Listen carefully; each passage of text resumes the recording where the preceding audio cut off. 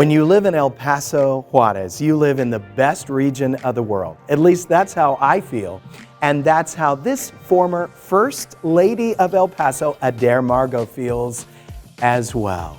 I really do. I mean, I feel that way because I served the president for 8 years, chairman of the President's Committee on the Arts and the Humanities, traveled all over the world, sort of as a cultural ambassador, and also on the U.S. National Commission for UNESCO. And I say that because I was given an experience where I never saw anything like we have. Right. When you live something, you don't think about it or analyze it, but then you get exposure all over the world and you go, golly, what we have. And then when I invite people here, I love inviting, that's why my favorite place to go is across the bridge or across town, because, especially taking other people to discover what we have. Because we don't know, other people don't talk about us because they don't know us. So we need to start sharing ourselves. Well, you've spent a lifetime promoting El Paso and the area and the arts. And we actually, at this moment, happen to be standing in El Paso's newest giant building, the West Star Bank building. We're on the 19th floor in the Hunt wing, on Offices, the Hunt floor. There Yes. are 3 floors. And there is an interesting history mural right outside this door. Hunt started as a hardware store? Building supply. They supplied building supplies, In lumber Isleta? and things like that. In Isleta. Old Mr. Hunt used to be in Cimarron, New Mexico, but they had a store, Hunt Sales, in Isleta. Gaspar Enriquez, who did the Hunt's portrait, the history portrait for this building, remembers going to Hunt when they were on Texas, I believe.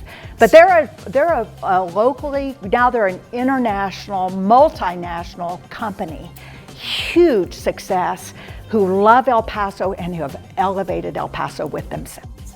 Let's talk a little bit about Gaspar Enriquez. He was a teacher at Bowie High School. He was a teacher at Bowie High School. He grew up in the Segundo Barrio. His mother and his sisters encouraged him to be an artist, and he ended up being a teacher at Bowie High School and was very influential. He painted his students. They were primarily his subjects, you know, pachucos and cholos and kind of tough-looking kids and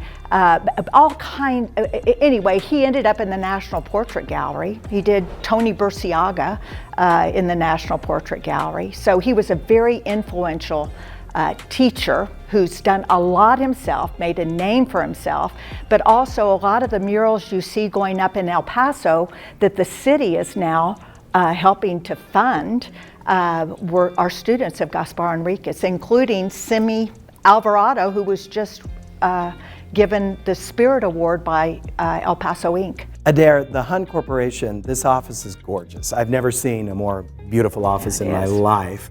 And of course, the artwork is all local. You were showing me some of the fascinating bowls that Tom Lee discovered in Mexico. Tell me about those. Well, those are Mata Ortiz. We live in this rich region, and the Hunts wanted 3 states, 2 countries, although their new art here is all local. But those pots are from Chihuahua. We consider that local. We're regional. We lose balance. We're in another state or another country. But those are from Mata Ortiz, Chihuahua, which is located right near Paquime, which is a World Heritage Site. It's connected to Mesa Verde. When I served President Bush, we tried to connect through programming these World Heritage Sites.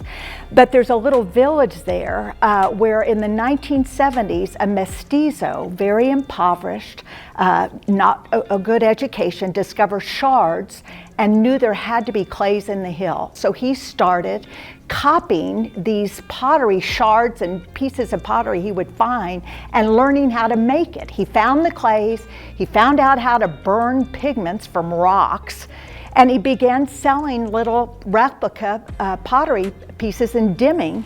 And an American named Spencer McCallum discovered them, went down to meet him, began subsidizing him. He ended up teaching the whole village how to make pots. Now they're a national treasure, and they're just extraordinary pots. All this economic development that's gone on from what comes out of the earth in this little village. It's so inspiring.